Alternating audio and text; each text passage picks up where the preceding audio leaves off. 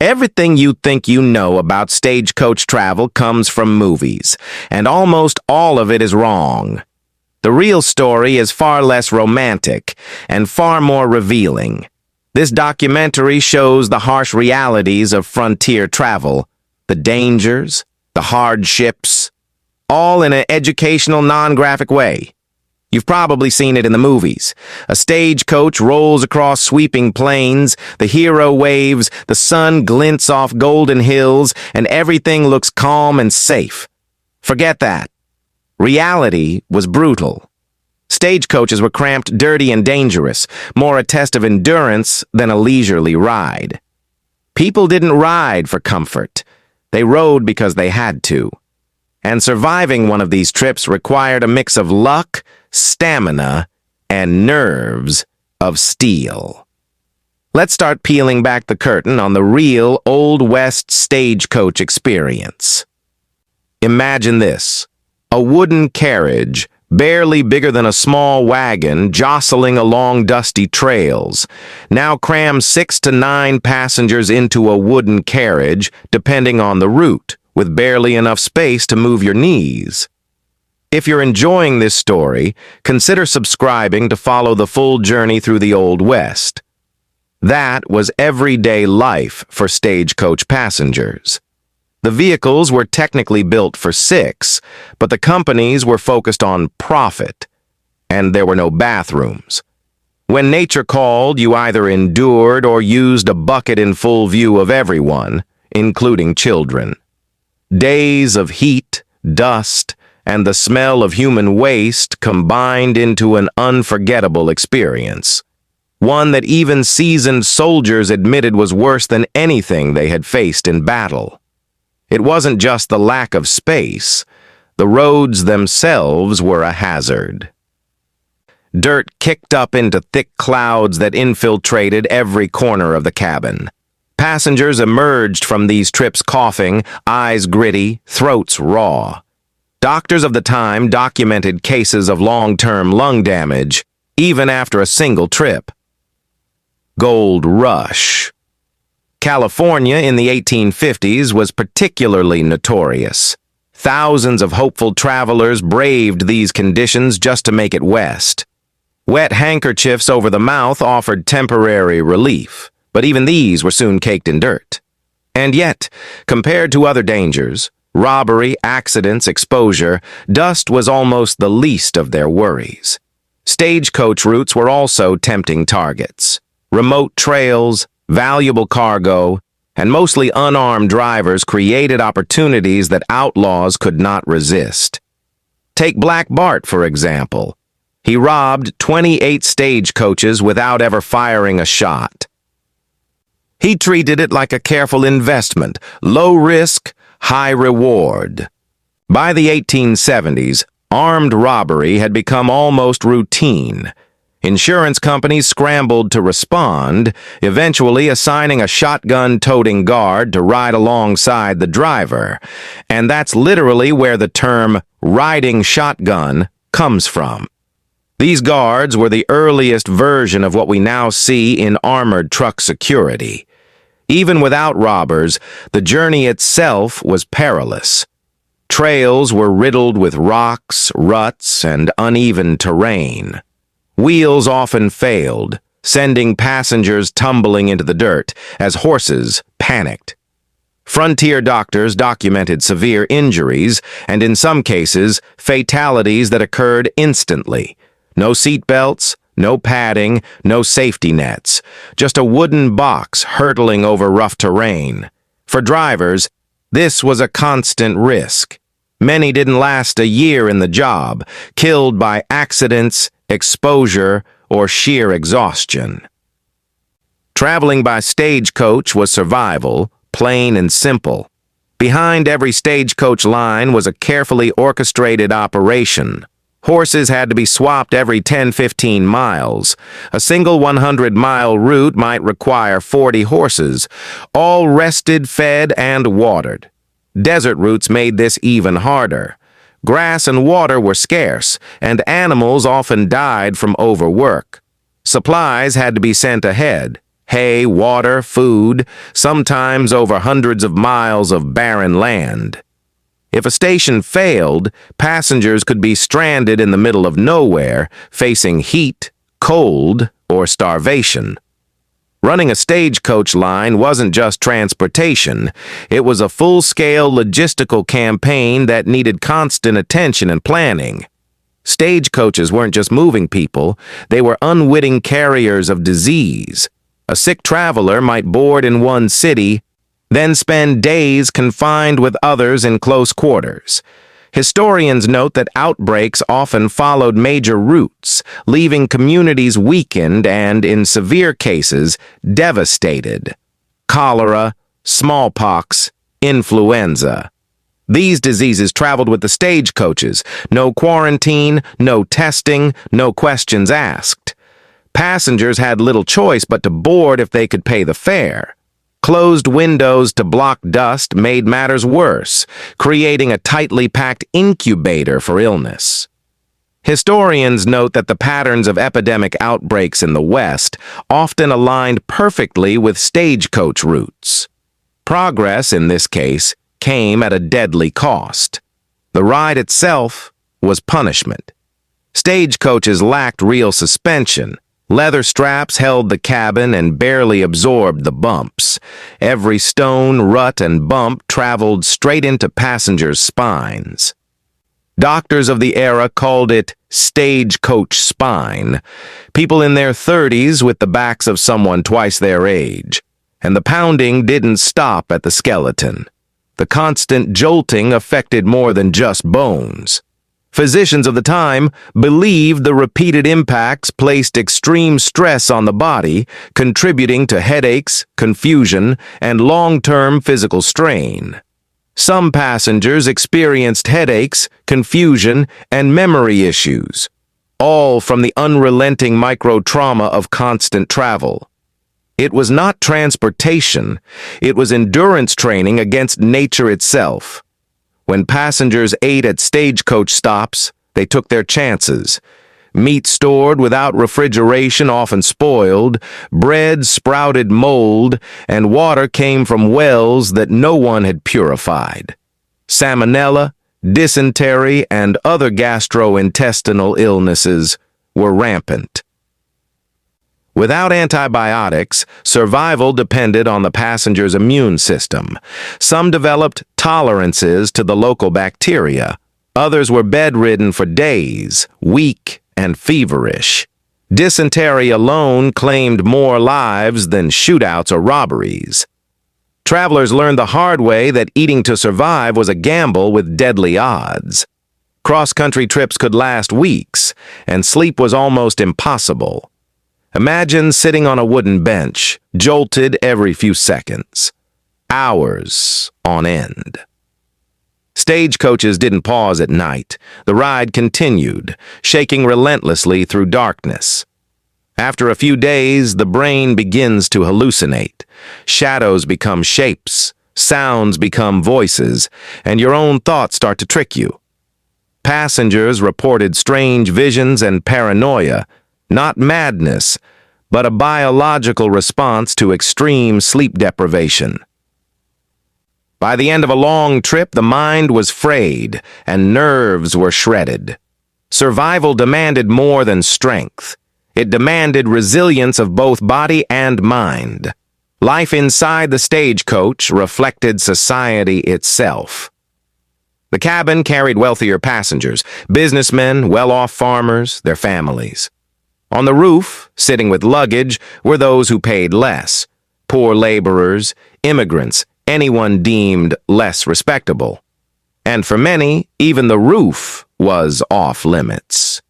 Chinese railroad workers, Native Americans, and other marginalized groups were often turned away, regardless of fare. Rules varied by company, sometimes left to the driver's discretion, but the outcome was the same. The so-called open road of the West was segregated long before formal Jim Crow laws existed. Traveling as a woman in the Old West was a test of nerve. Imagine sitting squeezed next to strangers, jostled by every bump in the trail, with no ventilation and hours of exposure to dust and heat. Women developed strategies to protect themselves. Many carried discreet weapons. Hat pins long enough to blind an assailant, or small revolvers hidden in clothing.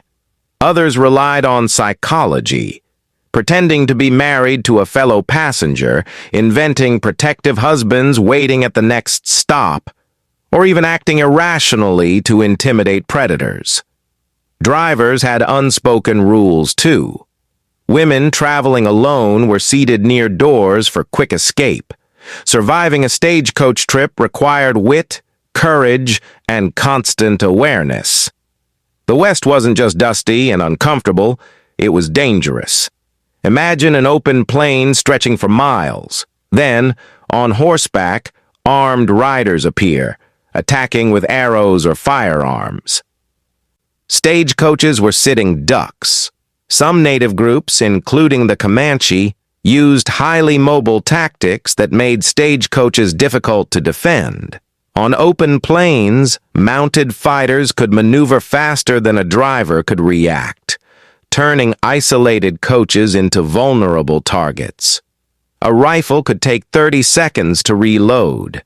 An arrow flew in an instant. Stagecoaches were predictable wooden boxes in a vast, empty landscape. Entire routes were abandoned after repeated attacks. Geography alone turned defense into near-impossible math. Winter travel was equally perilous. Wooden coaches offered no insulation, and leather windows let the wind whip through endlessly. Crossing the Rocky Mountains in temperatures below zero could be fatal. Blankets provided little relief, and passengers froze slowly. Unable to generate enough heat from sitting still, fingers, ears, and toes were the first to succumb. Hypothermia claimed many lives, often without the company providing any compensation.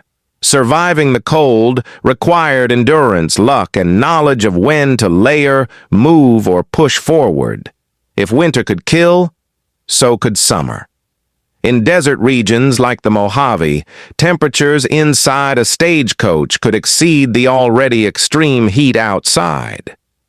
Wooden floors and leather seats absorbed the sun's rays, creating an oven effect. Passengers' bodies struggled to cool themselves. Sweat couldn't evaporate in the still, trapped air. Within 2 hours, people would faint. Some never made it to the next stop. Experienced travelers often preferred night travel, turning the journey into a battle against the merciless sun and the desert heat. Traveling by stagecoach also meant risking your possessions.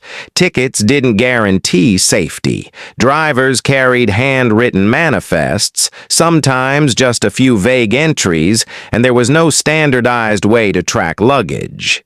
If a coach overturned or was robbed, lost items were rarely recovered. Wells Fargo relied on reports from station agents, local farmers, and mule drivers along the route. Compensation was based on trust, and many passengers never saw their belongings again. Some internal records even show recurring losses along specific routes, a reminder that reliability was a constant gamble. Being a stagecoach driver wasn't a job, it was survival. They faced roads that seemed designed to kill, ruts, rocks, sudden cliffs, and weather swinging from blizzards to blistering sun. Outlaws lurked around every corner. To cope, many relied on whiskey, not for pleasure but as a form of emergency medicine to steady nerves and calm horses. But alcohol was a double-edged sword. In rain or snow, it could spook the horses or impair judgment, leading to accidents or even fatalities. Still, no sober person could endure the relentless terror of that driver's seat. It was a brutal, high-stakes dance with nature, criminals, and exhaustion. In 1850, a ticket from Missouri to California cost about $200. Today, that might seem modest, but back then, it was a full year's wages for most workers. Families often sold land, livestock, or went into debt just to afford the journey, lured by newspapers promising gold and fortune. The ride itself was risky, the accommodations miserable, and death was a real possibility. But the dream of striking it rich blinded people to the cost. Some never paid off their debts, and some died en route, leaving families to shoulder the burden.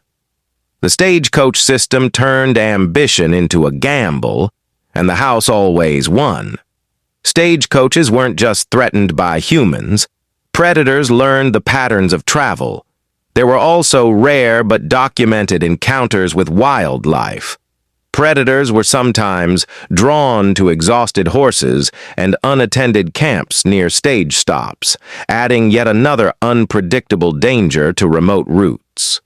After a few successful ambushes, wildlife associated stagecoach routes with easy meals. Armed guards were rarely enough to fend off coordinated attacks. Stagecoach trails turned into hunting grounds where humans and animals were locked in a deadly, unpredictable dance. Companies like Wells Fargo dominated the stagecoach network and played it strategically. Ads promised fast, safe travel, but in reality, fares were inflated and schedules were stretched deliberately to maximize profit. Competition was minimal, and passengers had little choice. The public narrative painted a heroic picture of Western travel, but internal documents reveal practices that would be called monopolistic or cartel-like today. Passengers were at the mercy of corporations, often paying far more than the journey warranted, while the companies profited from danger and hardship. Finally, surviving a stagecoach trip often left scars invisible to the eye. Diaries describe travelers arriving with hollow stares, twitchy nerves, and relentless nightmares. Long before psychiatry recognized combat trauma, there was prairie madness, a condition born from relentless stress, sleep deprivation, exposure, and witnessing violence. Men who witnessed violent attacks or the loss of fellow travelers often carried those memories for the rest of their lives. Diaries describe lingering fear, nightmares, and emotional exhaustion long after the journey ended. Many died in silence, never speaking of the horrors they endured. Hollywood never tells this story, because the psychological cost of survival doesn't sell popcorn, but it was as real as the dust, the heat, and the danger of the open trail. So the next time you see a stagecoach in a film, remember this. What looks romantic on screen was, in reality, a grueling test of human endurance. It was cramped, dusty, perilous, and unforgiving, a place where survival depended on courage, resourcefulness, and luck. These wooden carriages carried more than passengers. They carried the raw, brutal story of the Old West. And that's the real story behind the wheels.